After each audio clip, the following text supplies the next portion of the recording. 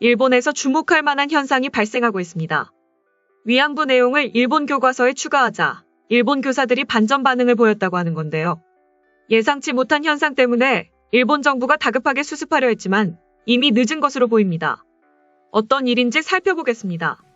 일본군 위안부 동원의 강제성 등을 비교적 정확하게 기술한 교과서가 내년 일본 고등학교 역사 교과서 채택률 1위를 기록한 것으로 나타났습니다. 일본 정치권이 한반도에 대한 일본의 가해 행위를 축소하는 방향으로 역사 왜곡에 나서고 있지만 아직 교육 현장에선 균형 잡힌 역사 교육에 무게를 두는 움직임이 존재한다는 것입니다.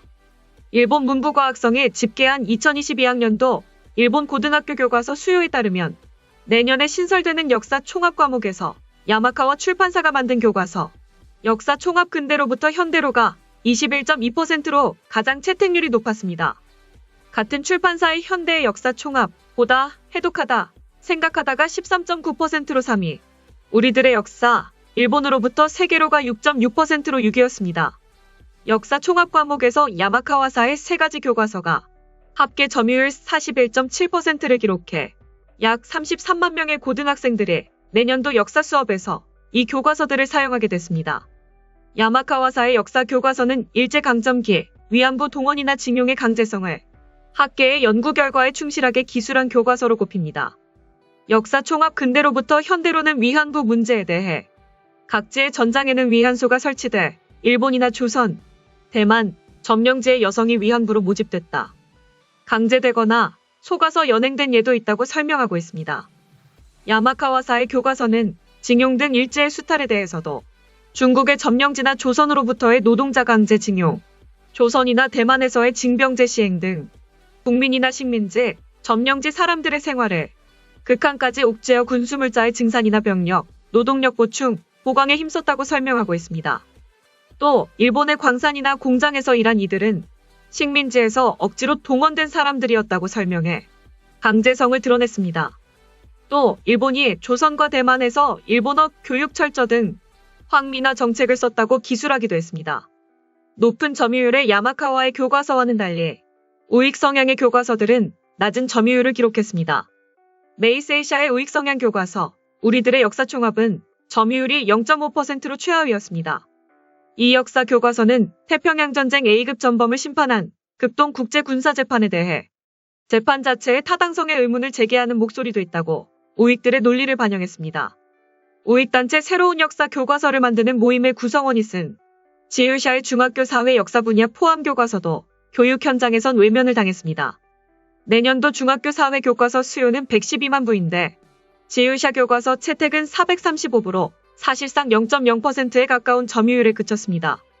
지읒샤 교과서는 4세기에서 6세기 일본이 한반도 남부를 직간접적으로 지배했다는 가공의 역사인 임나일본 부설에 입각한 고대사를 싣고 있습니다. 임진왜란은 조선 출병으로 일본이 일으킨 태평양전쟁은 대동아전쟁으로 기술했습니다. 한편 일본에서 이런 분위기가 감지되고 있는 가운데 일본군 위안부 기록물 유네스코 세계기록유산 등재를 위한 국제 온라인 캠페인 보고대회가 열렸습니다.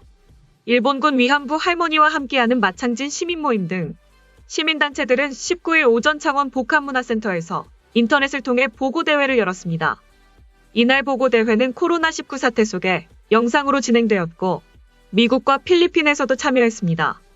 대학생 때부터 관련 활동을 벌여온 신상훈 경남도 의원은 발언을 통해 우리가 살고 있는 경남은 일본과 가까운 지리적 특성상 일본의 전쟁 범죄로 인한 피해자가 많은 곳이라며 정부에 등록된 일본군 위안부 피해자 중 상당수가 이곳 경남을 연고로 하고 있다고 했습니다. 경남도의회는 2015년 전국 처음으로 일본군 위안부 피해자 기리미를 지정하는 조례를 제정하기도 했습니다. 신 의원은 조례 제정 이후 경남도청은 매년 공식 기리밀 행사를 진행해오고 있다. 경남에서 시작된 기리밀은 점차 전국으로 확장되어 갔다고 말했습니다. 이어 2018년 드디어 문재인 대통령에 의해 정부 차원의 법정 기념일로 선정되는 성과로 이어졌다며 작은 나비의 날갯짓 같던 경남 도의회에서의 움직임이 큰 변화의 바람이 된 것이라고 했습니다. 우리 모두가 증인이라고 한 신 의원은 기념일을 지정하고 역사관을 만드는 것도 의미가 크다. 하지만 무엇보다 중요한 것은 우리가 아픈 역사를 올바로 인식하고 그 역사를 계속 이어나가는 것이라고 했습니다. 신 의원은 일본과 램지어와 같은 세력은 끊임없이 해외에서 역사 왜곡을 자행할 것이고 우리나라 안에서도 이러한 시도를 이어가는 이들이 존재한다며 우리가 넘어야 할 산이자 우리의 활동이 멈춰서는 안 되는 이유다라고 했습니다. 샤론 카부사오 보라색 필리핀 의장은 이번 대회가 새로운 친구들을 만나는 기회일 뿐만 아니라 우리 할머니들을 비롯한 모든 위안부 여성들의 정의를 위해 싸워야 할 필요성을 이해하고 감사하는 계기가 되길 바란다고 했습니다.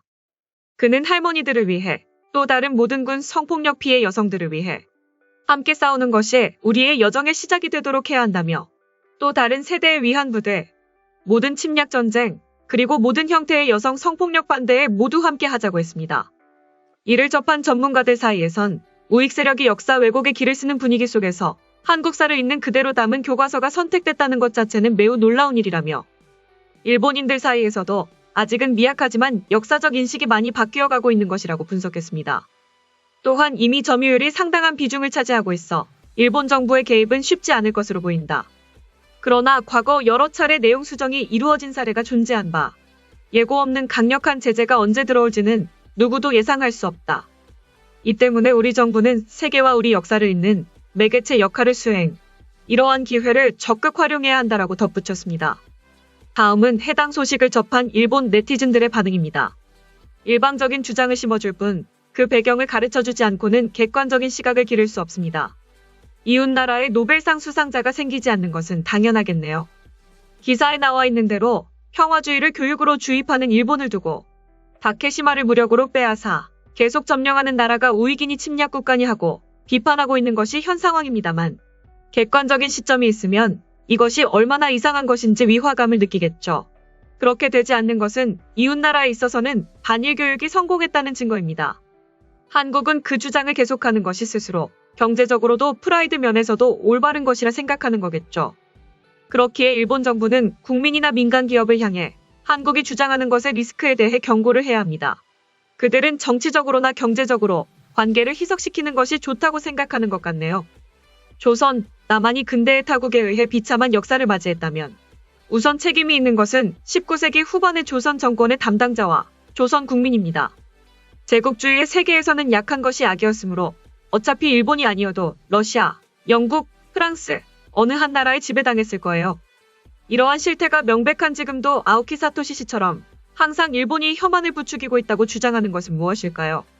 이 역사 교육과 마찬가지로 사실을 무시하고 소망이나 망상, 감정을 우선시하고 있는 것이겠지요. 역시 가장 중요한 것은 교육이다. 태어나는 순간부터 반일 교육을 받았는데 교과서에는 자신들의 불효의 원인이 모두 일제강점기에 있었고 그것이 없었다면 현재의 일본보다 잘 사는 나라가 되어 있었을 것이다라고 하는데 그 교육을 사실로 고치지 않는 한 100년이 지나도 관계는 좋아지지 않을 것이다. 지금까지 한국사 교육과 관련된 소식을 접한 일본 네티즌들의 반응이었습니다. 내용 유익하셨다면 구독과 좋아요, 알림 설정 꼭 부탁드립니다.